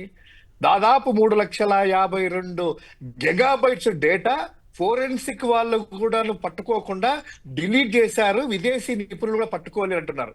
ఒకవేళ వాళ్ళు చెప్పినట్టు నిజమైతే అంత డేటా తీసుకొని ఫోరెన్సిక్ వాళ్ళకి కూడా దొరకకుండా చేసినట్టు వాళ్ళు ఇది తీసుకుపోయి వాళ్ళ కూటమి ప్రభుత్వం వచ్చినాక 2 అని ఎవరైనా పెడతారా? ఈ 11 కోట్లు ఎవరు ఇక్కడ పెడతారా? పెట్టామని ఒకవేళ చెప్పి. ఉంటే ఓకే. అది చెప్తారు. ఇంకా నెక్స్ట్ పాయింట్కి వద్దాం. ఇప్పుడు అక్కడ డబ్బులు దొరికినాయి అన్నారు. ఇప్పుడు ఎక్కడుంది సార్? తెలంగాణ రాష్ట్ర జ్యుడిషియల్ పరిధిలో ఉంది. అక్కడ వాళ్ళ జ్యుడిషియల్ పరిధిలో ఉన్నప్పుడు ఆ డబ్బులు దొరికినప్పుడు ఆ రాష్ట్ర దానికి కానీ ఐటీ రిటర్న్స్ వాళ్ళ ఐటీకి సంబంధించిన ఆదాయ పన్ను వాళ్ళకి కానీ అభ్యర్థన చేయాలి. ఆదాయ పన్నులు వచ్చి చూసుకోవాలి ఇది ఎక్కడి నుంచి వచ్చింది అంటే. దాన్ని సింపుల్ గా ఇక్కడ తీసుకొని వచ్చి సిట్టు మీద ఇదిగోండి సార్ 11 కోట్లని తీసుకొని వచ్చేసేసి జడ్జి మీద పెట్టేటువంటి వెసులుబాటు మన రాష్ట్రంలో చట్టంలో ఉన్నాయా? మన మరి ఎట్లా దేశంలో చేశారు తెలంగాణ ప్రభుత్వం కాంగ్రెస్ ప్రభుత్వం, తెలుగుదేశం కూటమి, బీజేపీ అందరూ కలిసే చేస్తున్నారా ఈ కథ అంతా నడుపుతున్నారని మీ అనుమానమా? ఎంత సార్ వీళ్ళు అక్కడ రేవంత్ రెడ్డి గారు కేవలము ఇప్పుడు ఎలా ఉందంటే చంద్రబాబు నాయుడు గారి మంత్రిత్వ శాఖలో ఒక మంత్రిగా ఉన్నట్టుంది. ఎందుకంటే ఎవరెప్పుడు వెళ్తున్నారో ఎవరిని తీసుకెళ్తారో అక్కడ వీళ్ళు వ్యాపారాలు చేసుకోవడమో ఇక్కడ దందాలు చేసుకోవడమో ఆంధ్రజ్యోతి పేపర్లో చూస్తున్నాము. హోటల్లో కూర్చొని ఈ కాంట్రాక్ట్ నీకు అని చేసి ఆ దందాలు చేసేటువంటిది కానీ ఇవన్నీ కూడాను. ఇప్పుడు ఒకటి సార్, వాళ్ళ జ్యుడిషియల్ పరిధిలో ఉన్నప్పుడు ఆ పరిధిలో డబ్బు దొరికితే ఇన్కమ్ ట్యాక్స్ ఆదాయ పన్ను శాఖ అనేటువంటిది వాళ్ళకి రిపోర్ట్ చేయాలి కదా వెంటనే.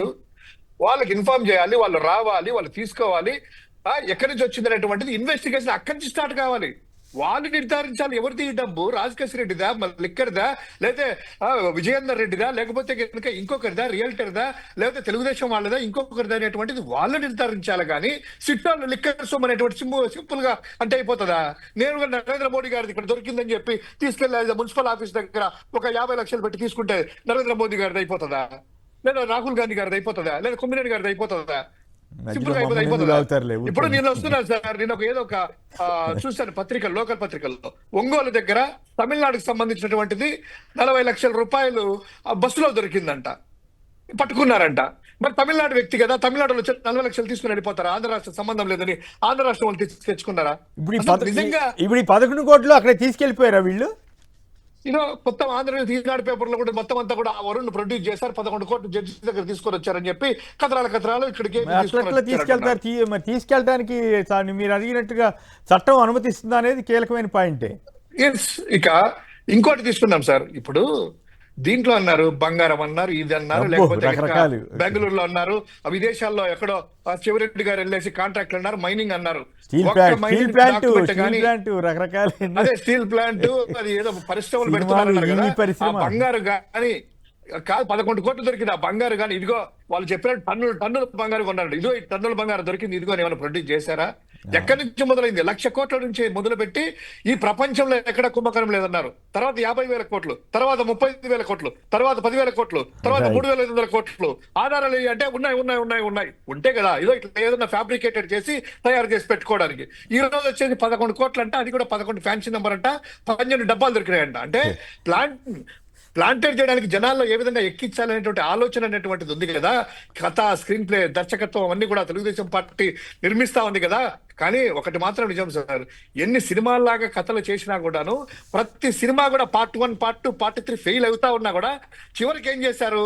ఎప్పుడైతే బెయిల్కి వచ్చి విచారణ జరిగే సందర్భంలో మన బాలాజీ గోవిందప్ప గారిది బెయిల్ పిటిషన్ వచ్చింది 31 తారీఖు, ఈ రోజు అనుకుంటారు, ఈ రోజు వాదనలు జరుగుతాయి. ఇమ్మీడియట్ గా ఏం చేస్తారు? భారతీయ సిమెంట్ ఆ వికాస్ సిమెంట్కి వెళ్ళేసి సోదాలు చేసి అంతా కూడాను ఏ డబ్బాలు పట్టుకొచ్చారంట. డబ్బాలు పట్టుకొచ్చి జడ్జి గారి దగ్గరికి ఏమంటారు? సార్ మన వెరిఫికేషన్ కొంచెం డబ్బాలు చేస్తే దాని గురించి ఇన్వెస్టిగేట్ జరుగుతుంది కాబట్టి ఇలా బయటకు వస్తే ఇబ్బంది అవుతుంది సార్, అవి డిస్టర్బ్ అవుతుందని చెప్పి బెయిల్ రాకుండా చేయడానికి. రెండవది, రాజకేశ్ రెడ్డి గారి 90 రోజులు పూర్తి అయిపోయింది. అఫీషియల్ గా ఆయన బెయిల్ పిటిషన్ 1వ తారీఖు పిటిషన్ అది విచారణకు వచ్చింది. విచారణలో ఇంతవరకు ఒక్కటి సబ్మిట్ చేయలేకపోయారు కాబట్టి బెయిల్ వచ్చే అవకాశాలు ఎక్కువ ఉన్నాయి. కాబట్టి ఈ రోజు ఈ 11 కోట్ల కుక్కుడు స్టోరీ తీసుకొని వచ్చేసేసి ఇదిగోండి సార్ ఏదో దొరికినాయని చెప్పి. సార్ బుద్ధి ఉన్న వాళ్ళు ఎవరైనా A4 సైజుల్లో బండిల్లో అంట వాళ్ళు చూపించేది, దాంట్లో పెట్టి కోటి రూపాయలు పెడతారంట. బియ్యం సంచులు వేసేసి పాత అట్ట పెట్టాలంట.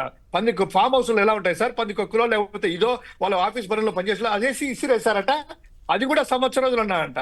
మీరు చెప్పినటువంటి నిజమైతే ఇతనికి ఇంత బుర్ర తెలివి తక్కువ బిర్ర ఉన్నది, ప్రపంచాన్ని శాసిస్తాడు, ఐఐటీలతో పనిచేస్తున్నాడు రాజకేశ్ రెడ్డిని మీరు రాస్తున్నారు కదా. ఈ రోజు కూడా 1 సంవత్సరం రోజుల నుంచి లోపల ఉంటే ప్రతిసారి వాళ్ళ తల్లిదండ్రులు కలుస్తా ఉన్నారు, లాయర్లు కలుస్తా ఉన్నారు. అయ్యా డబ్బులు అన్ని పక్కన పెట్టుకోలేడా, దాచుకోలేరా, తీసుకెళ్లేరా? ఎవిడెన్స్ మీరు చేసినటువంటిది. అంటే కొండను తల్లి ఎలుకను పట్టినట్టు ఒకటి. ఇక రెండవది మీరు అన్నట్టు నెల్లూరు జిల్లాలో ఈరోజు జగన్మోహన్ రెడ్డి గారి పర్యటన జరుగుతా ఉంది. ఈ పర్యటన జరుగుతా ఉన్నప్పుడు అక్కడ ఏదైతే ఎంత అణగదొక్కాలనుకున్నా కూడాను అటు బంగారుపాలెంలో కావచ్చు, ఇటు పొదుల్లో కావచ్చు, అటు గుంటూరు మిర్చియాడ్లో కావచ్చు, సత్తెనపల్లిలో కావచ్చు, రాప్తాడులో కావచ్చు, మీరు ఎన్ని ఆంక్షలు పెట్టినా, పోలీస్ యాక్ట్ 30 అమల్లో పెట్టినా కూడా ఆ అభిమానాన్ని ఆపలేక మొత్తం అంతా కూడా కేసులు పెట్టినా కూడా అభిమానులు వచ్చి చూసాం. అటువంటి పరిస్థితుల్లో ఈరోజు ఈ మీడియా అంతా కూడా డైవర్ట్ చేసేసి నెల్లూరు జిల్లా పర్యటనకు దాని గురించి ఆలోచన చేయకుండా జనాలని జగన్మోహన్ రెడ్డి గారికి వెళ్ళనీకోకుండా అది కవర్ చేయకోకుండా ఉండడానికి మీ యొక్క డైవర్షన్ పాలిటిక్స్ అనేటువంటిది రెండవ ఎపిసోడ్ ఇది. సో ఎన్ని చేసినా కూడా సార్, ఈ లిక్కర్ స్కామ్ లో ఏదైతే ఈ డబ్బులు అంటున్నారు కదా, ఈ డబ్బులు విజయేందర్ రెడ్డి గారిని ఒకవేళ ఆయన ఫామ్ హౌస్ లో సులోచనా దేవి గారు అన్నారు కదా, వాళ్ళ తల్లి గారిది పేరుతో ఉన్నది, ఎందుకు సులోచన గారిని అదుపులో తీసుకోలేదు, ఎందుకు విజయేందర్ రెడ్డి గారిని అదుపులో తీసుకోలేదు? వాళ్ళు ఏమన్నా చెప్పారా? వాళ్ళు చెప్పిన ఆధారాలు ఏమైనా ఉన్నాయా? ఎక్కడి నుంచి వచ్చింది? ఏ వర్ధమాన ఇంజనీరింగ్ కాలేజ్ డొనేషన్ డబ్బులు కావచ్చేమో, వాళ్ళ హాస్పిటల్ది కావచ్చేమో, డయాగ్నోస్టిక్ సెంటర్ది కావచ్చేమో, ఇన్ని రకాల లక్షల ప్రశ్నలు తెలుస్తున్నటువంటి వాళ్ళు సిట్ వాళ్ళు ఏకంగా వాళ్ళు చెప్పారో లేదో, ఈనాడు పేపర్ దగ్గర నుంచి, ఈటీవీ దగ్గర నుంచి, నిన్న ఉదయం నుంచి సార్ అబ్బా మొత్తం దొరికేసాయి. వాడు ఇంకొకటి పత్రిక, ఇంకోటి సార్ కొసమెరుపు ఏంటంటే, ఈ రోజు ఇప్పుడే జస్ట్ ఆ పత్రిక మీరు కూడా చదవరు అనుకోండి, ఆంధ్రజ్యోతి పత్రిక మీరు కూడా మానేసింటారు, బీపీలు వస్తాయని చెప్పి. సరే, నాకు తప్పదు కదా, ఒక అధికార పత్రికగా చదివాను. దేశంలో ఇంతవరకు ఎప్పుడు దొరకల ఇంత మొత్తంలో అంట. చూడా కొడుకల్లాలా 200 కోట్లు మీ ప్రభుత్వం. అభ్యంతరకరమైన పదం వాడారా? ఏమైనా అభ్యంతరకర పదం వాడారా మీరు? ఇప్పుడు నాకు సరిగా లేదు వాడమాకండి దయచేసి. ఓకే, కాదు, ఎందుకంటే ప్రభుత్వం చాలా కుట్రపూరితంగా వ్యవహరిస్తోందని అర్థమవుతున్నప్పుడు కొంచెం రాస్తున్నాను. అంటే అంత పిచ్చి ఆలోచనలు రాసేది వాళ్ళు ఎంత ఆలోచన పిచ్చోళ్ళు అనుకుంటారు జనాలు. శేఖర్ రెడ్డి మీ హయాంలోనే టీటీడీ బోర్డు మెంబర్ గా ఉన్నప్పుడు నోట్ల రద్దు అప్పుడు 200 కోట్ల రూపాయలు ఒక లారీలో 200 కోట్లు కాదు 500 కోట్లు అనుకుంటా. 500 కోట్లు 2000 కోట్లు 500 కోట్లు 100 కోట్లు. అంతెందుకు చంద్రబాబు నాయుడు గారి కార్ నెంబర్ 393 మీ ప్రభుత్వంలో 2018లో 16లో అనుకుంటాను, అనంతపురం జిల్లాలో 7 కోట్ల రూపాయలు నగదు దొరకలేదా? హెరిటేజ్ వాళ్ళలో డబ్బులు దొరకలేదా? అంతెందుకు సార్, మన ఇదంతా కూడా ఎన్నికల డబ్బులు కరెక్ట్ కాదనుకుంటా. ఓకే సార్, హెరిటేజ్ కరెక్ట్ కాదనుకుంటా. మీరు మళ్ళీ హెరిటేజ్ వ్యానుల్లో ఒకటి కొంచెం దొరికినాయి, డబ్బులు కాదు, హెరిటేజ్ మాది కాదు, డబ్బులు మాది కాదని చెప్పారు. హెరిటేజ్ వాళ్ళు గతంలో కూడా మాది కాదని చెప్పారు. చంద్రబాబు నాయుడు గారి కార్ నెంబర్ 393తో కారులో దొరికింది ఆయనదే అని చెప్పి ఇప్పుడు వచ్చాయి. అంటే 7 కోట్ల రూపాయలు నగదు, ఇన్ని వందల వేల ఉంటే ఆంధ్రజ్యోతుల్లో రాయడం ఏంటంటే, దేశంలోనే ఇంత క్యాష్ దొరకడం ఎప్పుడు చూడలేదు, తొలిసారంటే చరిత్ర అంట. ఎందుకు మొన్న మధ్య కూడా ఛత్తీస్గఢ్ లో ఒక ఆయన దగ్గర 300 కోట్లు, ఆయన కాంగ్రెస్ ఆయన ఎవరి మీద 300 కోట్ల కేసు నోట్లు దొరికినాయి. ఛత్తీస్గఢ్లో ఒకసారి, ఒడిశాలో ఒకసారి, కొన్నిసార్లు జరుగుతూ ఉంటాయి. అయితే ఇవి ఎవరివి, ఎట్లా వచ్చినవి, నిజంగా లిక్కర్కి సంబంధించినవా కాదా, మరి ఇవన్నీ కూడా శివశంకర్ గారు చెప్పిన దాంట్లో మీరు చెప్పిన దాంట్లో కీలకమైన పాయింట్ ఏంటంటే, ఇన్కమ్ ట్యాక్స్ వాళ్ళకి ఇన్ఫార్మ్ చేయకుండా, వాళ్ళకి స్వాధీనం చేయకుండా వీళ్ళు అక్కడికి ఎందుకు తీసుకెళ్లారనేదే చాలా కీలకమైన పాయింట్. దానికి తెలంగాణ కాంగ్రెస్ ప్రభుత్వం ఎందుకు సహకరిస్తోంది, బీజేపీ కూడా కూడినటువంటి కూటమి ప్రభుత్వానికి ఇక్కడ కాంగ్రెస్ పార్టీ సహకరించడం అనేది చాలా విచిత్రంగానే అనిపిస్తుంది. ఇవన్నీ ఇప్పుడు కిందసారి అప్పుడు మార్గదర్శి కేసులో ఆయన ఎవరో ఆఫీసర్ని, వాళ్ళ మార్గదర్శి ఆఫీసర్ని తీసుకెళ్తుంటే కేసీఆర్ గారి ప్రభుత్వం ఆపేసింది, వాళ్ళ ఇన్ఫ్లుయెన్స్ పనిచేసి ఆపేసి వెళ్ళనివ్వకుండా చేసింది.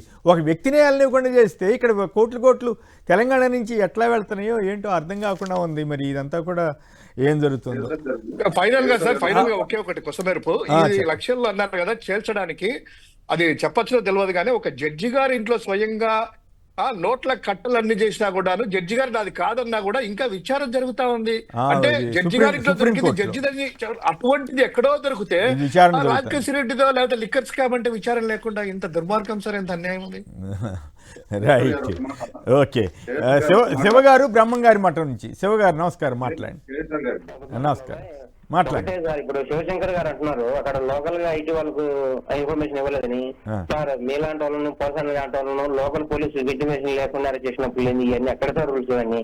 అంటే తర్వాత ఇన్ఫార్మ్ చేశారు, టెక్నికల్ గా ఎంతవరకు చేశారో ఏం పాడో తెలియదు కానీ సరే చాలా అరాచకంగా వ్యవహరిస్తున్నారు అనేది వేరే విషయం. కానీ ఇప్పుడు అది కీలకమైన పాయింట్ కదా, ఇన్కమ్ ట్యాక్స్ వాళ్ళకి చెప్పకపోవటం, తెలంగాణ గవర్నమెంట్ సహకరిస్తున్నట్లుగా కనపడటం, ఎవరిని పడితే వాళ్ళని తీసుకెళ్తుంటే తెలంగాణ గవర్నమెంట్ ఆపకపోవటం, ఇవన్నీ కూడా అనుమానాలకు దారితీస్తున్నాయి. అవన్నీ ఆశించడం మన తక్కువ బాబా. ఇంకోటి ఏంటంటే ఇప్పుడు లిక్కర్ కేసు సార్, అది 1000 కోట్ల నుంచి 11 కోట్లకు వచ్చిందంటే సంతోషమే కదా సార్? సంతోషమేనా? 1000 కోట్ల సంతోషం. ఇంకోటి డైవర్షన్ పాలిటిక్స్ అంటున్నారు. అసలు ఎల్లో మీడియా చూస్తేనే కదా సార్, ఈవెన్ సాక్షి టీవీ కూడా మాకు రావట్లేదు సార్ టీవీలలో. అందుకనే చూస్తున్నాం. కాదు అదే యూట్యూబ్ లో చూడటం, లేకపోతే ఆ కేబుల్ ఆపరేటర్ కి మాకు అక్కర్లేదని చెప్పి మనం సొంతంగా ఈ డిష్ టీవీలు పెట్టుకోవటం ఇట్లా చేసుకోవాల్సిందే. ఎందుకంటే అవును బాబా. ఇంకోటి ఏంటంటే డిటిహెచ్ లేదు బాబాయ్, కానీ యూట్యూబ్ లో మేము ఫాలో అవుతున్నాం, చేస్తున్నాం, ఇబ్బంది లేదు. అంటే మీలాంటి వాళ్ళు యూట్యూబ్కి వెళ్ళగలుగుతారు, కామన్గా ఆ టెక్నికాలిటీస్ తెలియని వాళ్ళకి కొంచెం ఇబ్బంది అవుతుంది. కాబట్టి ఆ కేబుల్ ఆపరేటర్ మీద ఒత్తిడి తెచ్చేటట్లుగా చాలా చోట్ల జరుగుతూ ఉంటే వాళ్ళు పెట్టేస్తున్నారంటే మాకు నష్టం వస్తుందని చెప్పి ఒత్తిడిన్నా తేవాలి, లేదంటే ఆ కనెక్షన్ తీసి పడేసి మనం టాటా స్కైయో ఎయిర్టెల్ ఇట్లాంటివి చాలా ఉన్నాయి కదా, అవి వాడుకోగలిగితే బెటర్. ఇంకా శర్మ గారు, మీరు ఇందాక ఆయన శివశంకర్ గారు లేవనెత్తినట్టు ఇన్కమ్ ట్యాక్స్ పాయింట్లో ఇన్కమ్ ట్యాక్స్ వాళ్ళకి చెప్పాల్సిన అవసరం ఉందా? వాళ్ళు వచ్చి స్వాధీనం చేసుకోకుండా వీళ్ళు డైరెక్ట్ తీసుకెళ్ళొచ్చు అనేది ఒక పాయింట్. అలాగే నెల్లూరులో ఏమిటి ఇన్ని వందల వేల మందికి ఇట్లా నోటీసులు ఇస్తున్నారట, మరి అది ఎట్లా సాధ్యం? ఎట్లా ఇది ప్రజాస్వామ్యాన్ని పరిహసించడమే కదా ఈ పరిస్థితి ఏమిటి? ఇంకోవైపు ఏమో మున్సిపల్ మాజీ చైర్మన్ కిషోర్ని 14 కేసులు అయిన తర్వాత మళ్ళీ తీసుకెళ్ళటం ఏంటి? అట్లాగే ఈ భూ వ్యవహారాల మీద హైకోర్టు చేరింది, ఏం జరుగుతుంది? ఈ మూటి మీద కలిపి మీరు మాట్లాడండి దయచేసి. డబ్బు వాళ్ళు ఇచ్చిన సమాచారం ప్రకారం అక్కడ డబ్బు ఉందనుకోండి, డబ్బు దొరికిన తర్వాత ఇన్కమ్ ట్యాక్స్ కి సమాచారం ఇవ్వాల్సిన అవసరం ఉంటుంది.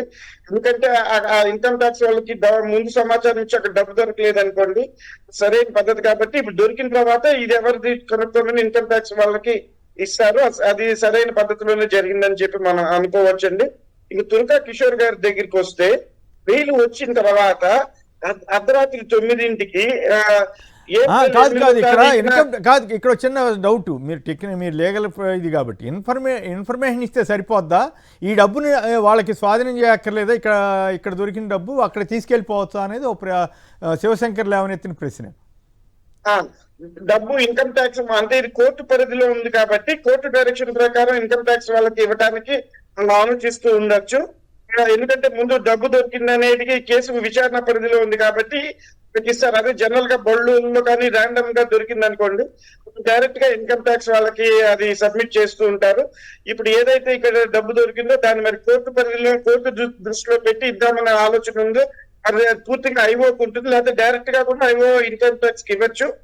ఐఓ చేతుల్లో ఉంటుంది కాబట్టి మనం చెప్పలేదు ఐఓ ఏ స్టెప్ తీసుకున్నారు 2 ways లో. ముందు ఇన్కమ్ ట్యాక్స్ కోర్టు ఎవరి దృష్టికి తీసుకెళ్దాం అనుకుంటున్నాడు అనేది ఐఓ చేతుల్లో ఉంటుందండి. Right, okay. తుర్కా కిషోర్ గారి దగ్గరికి వస్తే, వీళ్ళు వచ్చిన తర్వాత ఏప్రిల్ 8వ తారీఖు 2024న ఎవరినో కొట్టారు చేశారు అని చెప్పేసి ఇప్పుడు 37న కేసు కట్టి చేసి వారిని అరెస్ట్ చేయడం, దాంట్లో మళ్ళీ ఆ ఊరిని కొట్టిన కేసులో కూడా 307 హత్యా ప్రయత్నం పెట్టడం, ఎటువంటి మెడికల్ ఆధారాలు లేకుండా అది పెట్టడం, ముందుకు వెళ్ళటం చేయటం చూస్తుంటే ఆయన జైల్లో ఉన్నన్ని రోజులు కూడా ఆ కేసు కట్టొచ్చు పెట్టొచ్చు. కేవలం బయటకు వచ్చి ఆ చిన్న పాప ఏడుస్తుంది ఫ్యామిలీతో ఉన్న సందర్భంలో, చేస్తున్న సందర్భంలో 8 నెలల నుంచి ఉన్నారు ఆయన మాజీ మున్సిపల్ చైర్మన్ గారు.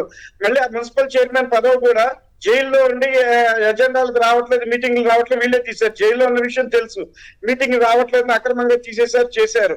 ఒక ఉన్నతమైన పదవిలో ఉండి వచ్చిన వ్యక్తిని ఇట్లా అక్రమంగా కేసు పెట్టి అర్ధరాత్రి బెయిల్ వచ్చినట్టు. ఎందుకంటే పీటీ వారెంట్లు కోర్టు అనుమతి ఇవ్వట్లేదు.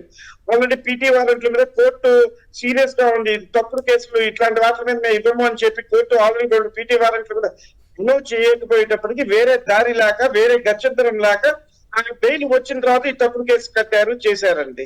మళ్ళీ నెల్లూరులో చూస్తే పర్యటన జరుగుతోంది. భయభ్రాంతులకు గురి చేయడానికి ప్రజాస్వామ్యంలో ఉన్నాము, చేశాము.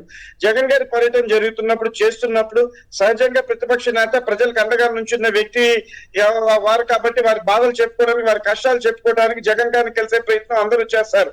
అట్లాంటి సందర్భంలో అందరికీ నోటీసులు ఇవ్వటము, ఎవరు దానికి రాకుండా చేయాలని చెప్పి చూడటము, Z+ సెక్యూరిటీ బూచిగా చూపిస్తూ చేయాల్సిన వారికి ఇవ్వాల్సిన భద్రత వారికి ఇస్తూ ప్రజలకు అందుబాటులో ఉండేలాగా చూడాల్సిన బాధ్యత ఉన్న సందర్భంలో ప్రజలందరినీ ఎవరిని రానివ్వకుండా చేయాలని చెప్పి ఈ నోటీసులు ఇస్తున్నారు, చేస్తున్నారు. సెక్షన్ 30 అమల్లో ఉందనుకోండి, చేసిందనుకోండి, ఇప్పుడు ప్రజాస్వామ్యంలో ప్రతిపక్ష నాయకుడు కూడా సెక్షన్ 30 అమలని చెప్పేసి ఎవరిని కలవనీయకుండా చేస్తుంటే, అంటే రాజకీయంగా వారి పార్టీని అనగదొక్కాలని, ప్రజలకి దూరం చేయాలని దాన్ని కుట్రగా భావించవచ్చు. ఈ ప్రజాసభలో అనేది, ర్యాలీలు అనేది ఖచ్చితంగా జరుగుతూ ఉంటాయి. బైక్ ర్యాలీ వద్దన్నారు, చేస్తూ ఉన్నారు. ఒక నాయకుడు వచ్చినప్పుడు ప్రజల పక్షాన గొంతు వారి సమస్యలు వినడానికి, వారి తరఫున మాట్లాడడానికి వచ్చినప్పుడు ప్రజలు కలుస్తారు, చేస్తారు. దాన్ని ఆపడం అనేది సరైన పద్ధతి కాదు. ఆ చట్టపరమైనది కూడా కరెక్ట్ కాదండి. పోలీసులు దాన్ని ఆలోచించి ప్రజలందరినీ కూడా వారు వద్దున్నా వెళ్తారండి, ప్రజానాయకుడు కాబట్టి. కాబట్టి పోలీసులు కూడా సమన్వయంతో కోరుకుంటున్నా. రైట్. మన తిలక్ గారు చెప్పండి, నెల్లూరు ఇష్యూ కానీ అట్లాగే మాచర్ల కిషోర్ ఇష్యూ కానీ ఏమిటి ప్రభుత్వ వైఖరి? ఇదంతా ప్రజాస్వామ్యాన్ని పరిహాసం చేయటం కాదా? కేసరి గారు, ఈ నోట్లు డబ్బు దొరికిన దానికి సంబంధించి ఒక మాట చెప్తాను. A40 అక్యూజ్డ్ 40 చెప్పాడు కాబట్టి అక్కడ డబ్బు ఉందని సీజ్ చేసామన్నారు. ఆ A40 పారిపోయాడు, విదేశాల్లో ఉన్నాడని చెప్పుకుంటూ వచ్చారు. ఎప్పుడు దొరికాడు, ఎప్పుడు వాంగ్మూలం ఇచ్చాడు, ఆ వాంగ్మూలం కోర్టుకి ఎందుకు చెప్పలేదు, వెంటనే ఎందుకంటే సీజ్ చేశారు? ఇలాంటి ప్రశ్నలు కూడా వస్తాయి. రెండోది, ఈ ఫామ్ హౌస్ ఎక్కడుంది? కరెక్ట్ గా ఆ ఇంజనీరింగ్ విజయేంద్ర రెడ్డి గారి ఇంజనీరింగ్ కాలేజ్ ఎదురుగానే ఉంది. ఓహో. డబ్బులు వేరే చోట తీసుకెళ్లాడంటే హ్యాండ్ బ్యాగుల్లో తీసుకెళ్తారు, కానీ A4 పేపర్లు పెట్టి అట్టపెట్టులో తీసుకెళ్తారు ఎవరన్నా? ఇంజనీరింగ్ కాలేజీలో A4 పేపర్లు వాడతారు, అట్టపెట్లు నిలబడవు కూడా కదా. రెండోది, ఇప్పుడు ఈ నోటీసులకు సంబంధించి అది పక్షపాతంతో కూడింది, రాజకీయ కక్షతో కూడింది అని చెప్పడానికి ఒకటే నిదర్శనం అండి. జగన్మోహన్ రెడ్డి గారికి తప్ప ఏ రాజకీయ పార్టీ నాయకుడు కూడా ఎలాంటి నోటీసులు ఇవ్వట్లా. మిగతా వాడు ఇవ్వట్లేదు. అవును, అంటే వాడు ఒకటే. ఇప్పుడు ఈ మధ్య కాలంలో చంద్రబాబు నాయుడు గారు కానీ, లోకేష్ గారు కానీ, పవన్ కళ్యాణ్ గారిని వెళ్తే జనం రావట్లా. ఆ వీడియోలు కూడా వస్తున్నాయి. ఆ జనం జగన్మోహన్ రెడ్డి గారి దగ్గరికి వస్తున్నప్పుడు భరించలేకపోతున్నాడు ఆయన. ఓకే. పదే వీళ్ళు ఏం చెప్తున్నారు, చంద్రబాబు నాయుడు గారు కానీ, పవన్ కళ్యాణ్ గారిని, జగన్మోహన్ రెడ్డి అధికారంలోకి వచ్చే ప్రసక్తే లేదు, నేను రానివ్వం. ఏమిటా ధీమా ఏంటి? అసలు పోలీసులు కేవలం రాజకీయాలంటే పోలీసు వ్యవస్థను వాడుకోవడం. ఇప్పుడు కోర్టుల దాకా వచ్చారు, కోర్టులతో ఆడుకుంటున్నారు. కోర్టులు మందలించినప్పటికి కూడా నోటీసులు ఇవ్వటం, అరెస్ట్ చేయటం. మీరు దుర్గా కిషోర్ గారు అదే. ఇప్పుడు కోర్టులు మందలించినప్పటికి కూడా ఈ అరెస్టులు ఏమిటి, ఈ కేసులు ఏమిటి? అసలు కోర్టులు అంటే కూడా లెక్కలేదు. ఇంతకు ముందు ఏమైంది? ఏసీబీ కోర్టు చంద్రబాబు నాయుడు గారు అరెస్ట్ టైంలో రిమాండ్ ఇచ్చినటువంటి జడ్జి ఇంటి మీద నిఘా పెట్టారు. ఆ బదిలీ ఎట్లా జరిగింది ఏంటనేది తర్వాత విషయం. ఈ నిఘా పెట్టారు, ఆవిడ ఇంటి దగ్గర బెదిరింపులు జరిగినాయి. ఏం చేస్తాం కానీ ఇప్పుడు వాళ్ళు ఏం చేసినా చాలా బ్రహ్మాండం. ఎదుటాళ్ళు ఏదన్నా చేస్తే మాత్రం ఇంకేముంది, అమ్మో ఘోరం అని అంటారు. రైట్. ఫైనల్గా టైం తక్కువ ఉంది. శివశంకర్ గారు చెప్పండి, నెల్లూరుని ఎట్లా ఎదుర్కోబోతున్నారు? అట్లాగే ఈ భూములకు సంబంధించి కూడా హైకోర్టు దాకా చేరింది. ఈ రెండు ఇష్యూస్ మీద మాట్లాడండి. సార్, నెల్లూరులో వాళ్ళు ఎప్పుడూ లేని విధంగా ఏదైతే మనకి ఇది 30 PD యాక్ట్, పోలీస్ యాక్ట్ అమల్లో పెట్టడం కానీ, తర్వాత నేషనల్ హైవేని కూడాను ఏదైతే ఉంది కదా, నేషనల్ హైవేలో చెక్ పోస్టులు పెట్టడము, ఆ ఇంటి దగ్గర కేవలము 3 వెహికల్సే అంట. జగన్మోహన్ రెడ్డి గారి కాన్వాయ్లో 3 వెహికల్స్ మాత్రమే ఉండాలంట. ఆ తర్వాత మా నాయకుడిని అక్రమంగా అన్యాయంగా జైల్లో పెట్టి, అదేవిధంగా ఇంకొక నాయకుడి ఇంటి మీదకి దాడి చేసి హత్యాయత్నం చేస్తే వాళ్ళ తల్లి ఇబ్బందులు పడితే పరామర్శకు వెళ్తున్నాము.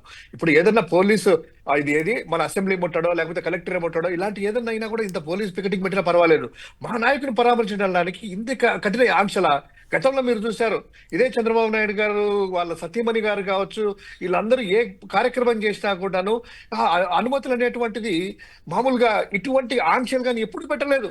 ఏ రాష్ట్ర ప్రభుత్వం ఎక్కడ కూడా పెట్టలేదు. భారతదేశంలో మొట్టమొదటిసారిగా జగన్మోహన్ రెడ్డి గారికి మాత్రమే వీళ్ళు పెడతా ఉన్నారు. అదేవిధంగా 2000 మందికి నోటీసులు ఎక్కడైనా చూసారా సార్? 2000 మందికి ఇచ్చారా? 2000 మందికి నోటీసులు. ఉదయగిరి, ఆత్మకూరు, కావలి, ఎక్కడికి పడితే అక్కడ కార్పొరేటర్ల ఇంటికి రాత్రి ఏం పోలీస్ 12 వ్యవస్థ అండి బాబు, పోలీస్ వ్యవస్థ కూడా ఇంత 17 క్రూరంగా నిమిషాలకి. వ్యవహరిస్తుందా అనేది ఆశ్చర్యం కలిగిస్తా ఉంది. రాత్రి 12:17 ఎస్ఐ ఇంటికి వెళ్ళి మహిళా కార్పొరేటర్ ఫోన్లు చేసేసి అవును, ఫోన్లు చేసి మహిళా కార్పొరేటర్ కి డోర్ ఓపెన్ చేసి ఇదిగో రావద్దని చెప్పి అర్ధరాత్రులు ఎక్కడైనా చూసామా సార్? మహిళల ఇళ్ళకెళ్ళి, మహిళా పోలీసులు కాదు, అవును. మహిళా కార్పొరేటర్ దగ్గర ఏంటి వీళ్ళకి ఏంటి భయం ఏంటి అసలు నాకు అర్థం కాదు. ఒకే ఒకటి సార్, ప్రజల్లో వ్యతిరేకత అనేటువంటిది ఈ ప్రభుత్వం మీద ఏర్పడింది. తర్వాత ఒక 2 కంటే 3 జమిగూడినా కూడా ఇది చూసిన తర్వాత ఒకటి ఆ జనాలందరిలో కూడాను ఆ టాక్ అనేటువంటి బయటపడుతుంది. ఏ విధంగా మేనేజ్ చేసి ఎల్లో మీడియాను మేనేజ్ చేసినా కూడాను ఈ ప్రజల్లో వ్యతిరేకత కానీ, అసంతృప్తి, కార్యకర్తల్లో, టీడీపీ కార్యకర్తల్లో అసంతృప్తి కానీ, జనసేన వాళ్ళ అసంతృప్తి కానీ ఏర్పడింది. దీన్ని బయటికి రాకుండా ఈ జగన్మోహన్ రెడ్డి గారికి ఏదైనా కూడా ప్రతిపక్ష పార్టీలకు కూడా ఆదరణే లేదు, ఈ రాష్ట్రం అంతా కూడా మాతోనే ఉందని చెప్పడానికి, అదేవిధంగా వైఎస్ఆర్ కాంగ్రెస్ పార్టీని ఎదుగుదలని అడ్డుకోవడానికి, ఇది జగన్మోహన్ రెడ్డి గారికి ఎవరు జనాలు రాలే చూడండి అని అట్లా ఎందుకు అవుతుంది శివశంకర్ గారు? అట్లా ఏమి ఉండదు. ఇప్పుడు జనం వచ్చారనుకోండి ఒక రకంగా పరుగు పోద్ది, జనాన్ని రానివ్వలేదనుకోండి ఇంకో రకంగా పరుగు పోద్ది. భారతదేశంలో ఇంత అధ్వానంగా ఏ పోలీస్ వ్యవస్థ లేదని అప్రతిష్ట వస్తుంది. చంద్రబాబు గారి ప్రభుత్వం ఇంత నియంతృత్వంగా ఉందా అనేటువంటి కామెంట్ కూడా వస్తుంది. కాబట్టి 2 రకాలుగాను వాళ్ళకే నష్టం. జనాన్ని రానివ్వకపోయినా నష్టమే, జనం వచ్చినా వాళ్ళకే నష్టం. అసలు వాళ్ళు కామ్గా వాళ్ళు ఇవ్వాల్సిన పర్మిషన్లు ఇచ్చి ఊరుకుంటే జనం వస్తే వస్తారు, లేకపోతే లేదని ఊరుకోవాలి. కానీ ఇదేం పిచ్చుకోవాలండి, నాకు అర్థం కావట్లేదు. అట్లా కాదు సార్, రెడ్ బుక్ లో భాగమేనో ఏం పాడో. మాకు ఎల్లో మీడియా ఉంది, రైట్, ప్రజలు ఏం చెప్పినా నమ్ముతున్నారు. ఇంకోటి సార్, ఇంకా దుర్మార్గం ఏంటంటే మాచర్లది వీడియో కూడా చూపించారు కదా, ఇంపార్టెంట్ ది. ఆ తురగా కిషోర్ అనేటువంటి వ్యక్తి 6 నెలలు లోపల పెట్టి చేసేసి అనేక 7 నెలలు అయిందంటండి ఇప్పటికి. 7 నెలలు బయటకు వచ్చేస్తే 8 నెలలు 7 నెలల పాపను కూడా టచ్ చేయకోకుండా తీసుకెళ్లారు. హెబియస్ కార్పస్ పిటిషన్ వేస్తే వాళ్ళు చెప్పింది ఏంటంటే తెలుసు సార్, ఏ కేసులో చేశారంటే ఎప్పుడో 2014 ఎన్నికల ముందు టీడీపీ కార్యకర్త బ్రోచర్లు పంచుతున్నాడంట, తెలుగుదేశానికి ఓటేయండి అని. దాన్ని నేను అడ్డుకున్నాడంట. అప్పుడు ఎందుకు కేసు పెట్టలేదయ్యా అంటే అప్పుడు కేసు తీసుకోరు కాబట్టి పెట్టలేదంటే ఇప్పుడు పెట్టారంట. అంటే మనం అనుకుంటే ఏదైనా కూడాను ఒక వ్యక్తిని నిర్మూలించాలంటే ఇంత మరి ప్రభుత్వం నుంచి ఒత్తిళ్ళు వచ్చినా కూడా పోలీసు వ్యవస్థ మరి ఇంత దారుణంగా చేయడము ఎక్కడైనా భారతదేశంలో చూసామా సార్? పోలీసులకు వాళ్ళకైనా మనసు రావాలి కదా, అరే అన్యాయంగా అక్రమంగా ఒక వ్యక్తిని ఏదైనా తప్పు చేసింటే పెట్టినా పర్వాలేదు, ఇంత అన్యాయంగా ఇంత అక్రమంగా లేని కేసులు జోడించి వాళ్ళని పెట్టడానికి, రేపు ఇది చెడు సంస్కృతిని పెట్టడానికి తప్పు కాదా? ఇంకోటి ఏదైతే హైకోర్టు వారు ఆ పిల్లు వేశారు కదా వాద్యం ప్రకారము, ఆ లూలు మహల్కి సంబంధించింది కానీ వాటికి కానీ ఎందుకు ఇలా ఇస్తున్నారు, అవి పూర్తి వివరాలు మాకు సబ్మిట్ చేయండి, తర్వాత అంతవరకు దానికి మీద చర్యలు తీసుకోవద్దని హైకోర్టు వారు స్వయంగా విజయవాడలో కూడా ఇచ్చినటువంటి ఉత్తర్వులని, జీవోలను కూడా మాకు సబ్మిట్ చేయండి అనేటువంటిది ఆర్డర్ ఇచ్చిన దాన్ని బట్టి చూస్తే ఎంత దుర్మార్గంగా, దారుణంగా కేకులు, అదే బర్త్డే కేకులు కోసినట్టు కేకులు పంచిచ్చినట్టు ఒక్కొక్కరికి ఒక కేకు అనుయాయులకి భూపంజారం జరుగుతూ ఉంటే, గతంలో ఐఎన్జీ చూసాము అపధర్మ ముఖ్యమంత్రిగా ఉన్నప్పుడు ఆయన ఎలా చేశారో సేమ్ రిపీట్ ఇప్పుడు ధర్మ ముఖ్యమంత్రిగా అంటే అపధర్మ కాకుండా ఫుల్ స్థాయి ముఖ్యమంత్రిగా ఇప్పుడు అలా చేస్తున్నారు. రైట్. అయితే ఇక్కడ శర్మ గారు మీరు చెప్పాలి, ఇప్పుడు ఈనాడులోనేమో ఒక రకంగా వచ్చింది, సాక్షిలో ఇంకో రకంగా వచ్చింది, టాటా వాళ్ళకి సంబంధించినటువంటి భూముల్లో, అట్లాగే లులుకి భూముల వ్యవహారం కూడా కోర్టుకు వెళ్ళింది. ఏం జరుగుతుంది అసలు, ఏది వాస్తవం? 2 వాస్తవమేనా? ఏది వాస్తవం అనేది ఇప్పుడు నేనైతే చెప్పలేను. కానివ్వండి, ఈ భూముల పంపకం ఏదైతే ఉందో దాన్ని లీగల్ గా కోర్టులో పిల్ ద్వారా ఛాలెంజ్ చేయొచ్చు, చెందొచ్చు. మీకు మరీ అంత తక్కువ అమౌంట్ కి ఇవ్వటం అంత పెద్ద సంస్థలకు అది సరైన పద్ధతి కాదు. ఆల్రెడీ సుప్రీం కోర్టులు కూడా చెప్పినాయి ఇట్లాంటి పద్ధతి సరైనది కాదు, అంత తక్కువకి ఇవ్వకూడదు, చేయకూడదు అని చెప్పి. వాళ్ళు కమర్షియల్ గా వాడుతున్నారు కాబట్టి కమర్షియల్ ఛార్జెస్ చేయాలి. ఇప్పుడు కోర్టు దృష్టికి తీసుకెళ్తే దాని మీద సరైన చర్యలు ఉంటాయండి. రైట్. తిలక్ గారు మీరే ఉంటారు?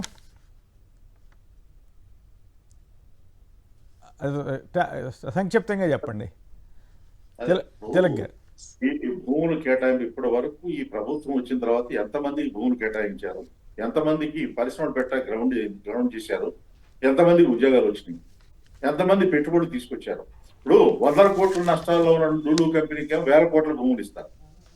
అది ఎలా సాధ్యం అన్నది వాళ్ళు పరిశ్రమ పెడతారని నమ్మకం ఏంటి? రైట్. ఇంకొక ఇంట్రెస్టింగ్ వార్త వచ్చింది, అది మీ దృష్టికి తీసుకొస్తున్నాను. వైఎస్ జగన్ నెల్లూరు పర్యటనపై ప్రభుత్వం కుట్రలు. వైఎస్ జగన్ పర్యటనలో జనాన్ని అడ్డుకోవడానికి కుట్రలు, నడకదారిలో రాకుండా జేసీబీలతో రోడ్డుతో వేస్తున్న పోలీసులట. ఇదెక్కడ అన్యాయం, ఇదెక్కడ ఘోరం అండి బాబు. బైకులు నడక ద్వారా జనంలోకి రాకుండా అడ్డుకోవడానికి కుయుక్తులు, ఇనుప కంచెలు, బారికేడ్లతో సిటీలోకి వచ్చే రోడ్లు బ్లాక్ చేస్తున్న పోలీసులు. ప్రజల్ని ఇంతగా హింసించాలా? ఒక నాయకుడు వస్తుంటే పోలీసులు ఆయన అడ్డుకోవడం కోసం ఇంత ఘోరంగా ప్రవర్తించాలా? ఎప్పుడైనా విన్నామా తిలక్ గారు ఇట్లా రోడ్లు పోలీసులతో అవటం ఏంటండి? ఇదే దౌర్భాగ్యం. కేసర్ గారు వెహికల్స్ రావు, వచ్చిన వాళ్ళు ఏం కాళ్ళు నరికేస్తారా? ఏమంటారు? ఇప్పుడు వెహికల్స్ రావు, రోడ్లు తవ్వితే కాళ్ళు నరకడం వస్తే ఏం చేస్తారు? కాళ్ళు తీసేస్తారా? దీనివల్ల రెచ్చగొట్టడం తప్పితే జనాన్ని అర్థమే. బంగారుపాలెంలో ఎంత ఆంక్షలు ఇచ్చినా కూడా తోటల్లో నడుచుకుంటా బైకులు వేసుకొని సత్తెనపల్లి వచ్చారు కదా, అలా కూడా రాకుండా మొత్తం అంతా కూడా రోడ్లు తవ్వితే గనక, తవ్వి కంపచెంపలు ఇనుప కంచెలు వేస్తే గనక అది అవాయిడ్ చేయడానికి. ఇంత దుర్మార్గంగా సార్ ఎక్కడైనా చూసావా? ఆయన అభిమానాన్ని మీరు ఆపగలరా? జెసిబుల్ తవ్వేసేసి ఆపగలరా అభిమానాన్ని? కాదు, ఆపితే ఆపుతారేమో కానీ ఆపినా కూడా వీళ్ళకి అప్రతిష్ట. ఇంత పరువు తక్కువగా ఏ ప్రభుత్వం చేయలేదు కదా. ఇంత క్రూరంగా, ఇంత దారుణంగా, ఇంత అప్రజాస్వామ్యంగా ఏ ప్రభుత్వం చూడండి. ఆ సీన్స్ చూడండి, ఆ తవ్వకాలు చూడండి. రోడ్ల మీద ఎలా గుంతలు తవ్విచ్చేసి బైకులు రాకుండా, మనుషులు కూడా దిగకుండా 6 అడుగులు 8 అడుగుల రోజులు దిగి మనుషులు రాలేరు కదా, ఇంత పెద్ద పెద్ద గుంతలు. ఇది చాలా దారుణంగా ఉంది, నవ్వొస్తోంది కూడా. ఇదేంది ఇంత పిచ్చి ఆలోచనలు చేస్తున్నారు? ఇది నిజంగానే రెడ్ బుక్ పాలనలో ఇంకా పిచ్చి బుక్ పాలనలో అర్థం కాని పరిస్థితి అయిపోయింది. శర్మ గారు మీరేమంటారు? ఫైనల్గా చెప్పండి. ఇట్లా ఎప్పుడైనా ఊహించామా ఇట్లాంటి జరుగుతాయని?